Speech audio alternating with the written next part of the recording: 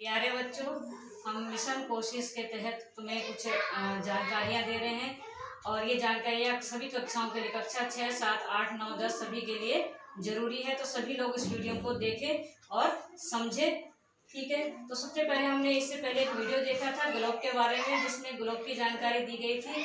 तो ग्लोब क्या होता है? ग्लोब पृथ्वी का एक छोटा प्रतिरूप होता है जिससे हम पृथ्वी को समझ सकते हैं।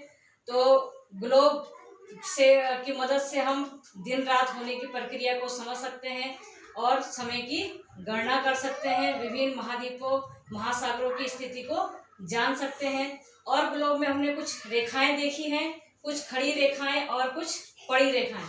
तो ये खड़ी और पड़ी रेखाएं जिन्हें हम अक्षांश और देशांतर रेखाओं के नाम से जानते हैं। तो ये रेखाएं क्या है, आइए इन्हें हम समझते हैं। तो अक्षांश रेखाएं, तो ये जो अक्षांश रेखाएं हैं ये ग्लोब पर या पृथ्वी पर पूर्व से पश्चिम दिशा पर पड़ी हुई रेखाओं को हम क्या कहते हैं? अक्षांश रेखाएं कहते हैं। और ये क्या है? अक्षांश रेखाएं और देशांतर रेखाएं क्या है? ये काल्पनिक रेखाएं हैं। ये हमें पृथ्वी पर नहीं मिलेंगी क्योंकि ये केवल ग्लोब पर बनाई गई हैं। अक्षांश रेखाएं क्यों बनाई गई हैं? किसी देश की स्थिति को समझने के लिए, कौन सा देश कहाँ पर स्थित है। और देशांतर रेखाओं की मदद से हम क्या कर सकते हैं? समय की गणना कर सकते हैं। तो सबसे पहले देखते हैं अक्षांश रेखाएं। तो अक्षांश रेखाएं ये पृथ्वी है, पृथ्वी को पूर्व से पश्चिम दिशा में जो खींची गई रेखाएं हैं, पड़ी हुई रेखाएं, इन्हें हम क्या कहते हैं? अक्षांश रेखाएं। तो सबसे पहले पृथ्वी के बीचों बीच एक रेखा खींची जाती है जो पृथ्वी को 2 बराबर भागों में बांटती है, जिसको क्या कहा जाता है? 0 डिग्री अक्षांश रेखा, ठीक है। 0 डिग्री अक्षांश रेखा। और इस रेखा का नामकरण है भूमध्य रेखा, क्योंकि ये पृथ्वी को 2 बराबर भागों में बांटती है, इसलिए भूमध्य रेखा है। भूमध्य रेखा के उत्तरी दिशा की तरफ जो हिस्सा है उसे उत्तरी गोलार्ध के नाम से जानते हैं और इसके दक्षिणी जो हिस्सा है उसको दक्षिणी गोलार्ध के नाम से जाना जाता है। और यहाँ पर देखो तुम, इसका जो उत्तरी छोर है इसको उत्तरी ध्रुव के नाम से जाना जाता है और इसका जो दक्षिणी छोर है उसको दक्षिणी ध्रुव के नाम से जाना जाता है। तो अक्षांश रेखाएं हैं जो वो 0 से 90 डिग्री उत्तरी दिशा में होती हैं, 0 से 90 डिग्री दक्षिणी गोलार्ध में, यानी 0 से 90 डिग्री 90 रेखाएं उत्तरी गोलार्ध में, 0 से 90 रेखाएं दक्षिणी गोलार्ध में। तो आइए कुछ प्रमुख अक्षांश रेखाओं के बारे में जानकारी हासिल करते हैं। तो सबसे पहले अक्षांश रेखा भूमध्य रेखा, 0 डिग्री अक्षांश की रेखा है, ये भूमध्य रेखा के नाम से जानी जाती है।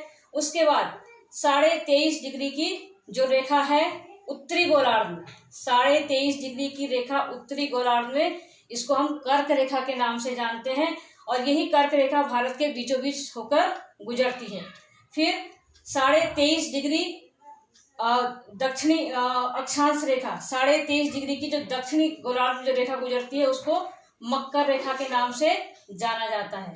उसके बाद आती है 66.5 डिग्री की उत्तरी ध्रुव वृत्त के नाम से जिसको जाना जाता है, ये उत्तरी गोलार्ध में 66.5 डिग्री की जो रेखा अक्षांश रेखा उत्तरी गोलार्ध में है उसको उत्तरी ध्रुव वृत्त के नाम से जानते हैं। और 66.5 डिग्री की जो रेखा दक्षिणी गोलार्ध में है उसको दक्षिणी ध्रुव वृत्त के नाम से जानते हैं। और यहीं पर 90 डिग्री की रेखा और ये 90 डिग्री, यानी 90। तो अक्षांश रेखाओं की कुल संख्या होती है 180, 90 उत्तर में और 90 दक्षिण में। इस प्रकार 180 अक्षांश रेखाएं हमारे ग्लोब में पाई जाती हैं। तो सबसे बड़ी, क्योंकि हमारे जो पृथ्वी है वो उत्तर और दक्षिण में थोड़ी चपटी है और भूमध्य में मध्य में ये थोड़ी उभरी हुई है, इसलिए सबसे अधिक लंबी जो रेखा है वो भूमध्य रेखा सबसे लंबी अक्षांश रेखा के रूप में जानी जाती है, ठीक है। इसके बाद हम आते हैं देशांतर रेखाएं। जो देशांतर रेखाएं हैं, तो हमने उत्तरी और दक्षिणी ध्रुव देख लिया था। तो उत्तरी ध्रुव को दक्षिणी ध्रुव से मिलाने वाली खड़ी रेखाएं, उत्तरी ध्रुव को दक्षिणी ध्रुव से मिलाने वाली जो खड़ी रेखाएं ग्लोब में खींची गई हैं, ये देशांतर रेखाएं कही जाती हैं, ठीक है। तो देशांतर रेखाओं की संख्या ये कुल 360 देशांतर रेखाएं खींची गई हैं। तो देशांतर रेखाएं भी पृथ्वी को 2 बराबर भागों में बांटती है, जैसे उत्तरी गोलार्ध दक्षिणी गोलार्ध अक्षांश रेखाएं बांटती थी, उसी प्रकार जो हमारी देशांतर रेखाएं हैं वो पृथ्वी को दो बराबर भागों में, पूर्वी गोलार्ध और पश्चिमी गोलार्ध। पूर्वी गोलार्ध में 180 देशांतर रेखाएं, पश्चिमी गोलार्ध में 180 देशांतर रेखाएं और कुल देशांतर रेखाओं की संख्या होती है 360। 180 पूर्वी गोलार्ध, 180 पश्चिमी गोलार्ध में ये पाई जाती हैं, उत्तर से दक्षिण ध्रुव को मिलाने वाली रेखाएं। और जो ये रेखाएं होती हैं, देशांतर रेखाएं होती हैं, इनके बीच की दूरी, जिस प्रकार अक्षांश रेखाओं की दूरी क्या होती है, समान होती है, समांतर रेखाएं होती है, मगर जो देशांतर रेखाएं होती हैं वे आपस में समान अंतर वाली नहीं होती हैं। ये ध्रुवों की तरफ क्या होती हैं, ध्रुवों में इनकी दूरी कम हो जाती है और विषुवत रेखा यानी भूमध्य रेखा में ये अधिक दूरी पाई जाती है। आपस में तुम देख रहे होंगे ये अधिक दूरी है और ध्रुवों की तरफ जाते जाते ये क्या हो जाती है, इनकी आपस की दूरी कम हो जाती है। ठीक है। और एक चीज और बता तुम्हें, 180 डिग्री की पूर्वी देशांतर रेखा और 180 डिग्री की पश्चिमी देशांतर रेखा जो यहाँ पीछे पड़ेगी, 180 डिग्री की पूर्वी देशांतर रेखा और 180 डिग्री की पश्चिमी देशांतर रेखा एक ही होती है। एक ही जो रेखा होती है वो पूर्वी देशांतर रेखा भी होती है और पश्चिमी देशांतर रेखा, दोनों को हम एक ही रेखा बोलते हैं। ठीक है।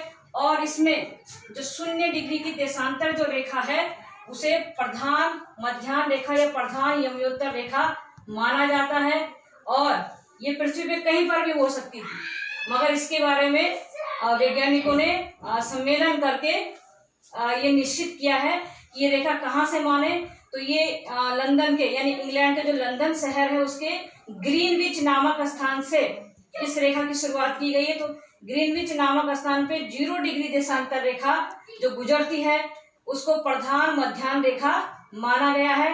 ग्रीनविच नामक स्थान से गुजरने के कारण इसको ग्रीनविच रेखा भी कहा जाता है। ठीक है।